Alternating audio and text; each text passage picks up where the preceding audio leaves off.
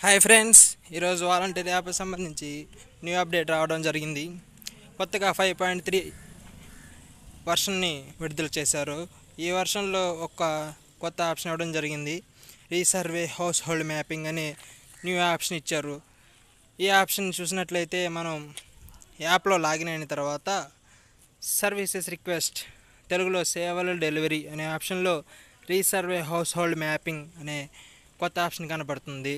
ఇది ఎందుకు ఇచ్చారంటే మనం మ్యాపింగ్ చేస్తున్నటువంటి హౌస్ హోల్డ్స్ డీటెయిల్స్ ఎవరైతే సరిగా మ్యాపింగ్ అవ్వలేదో వాళ్ళకి రీసర్వే అనేటువంటి కొత్త ఆప్షన్ ద్వారా మళ్ళీ సర్వే చేయమని న్యూగా ఆప్షన్ ఇవ్వడం జరిగింది.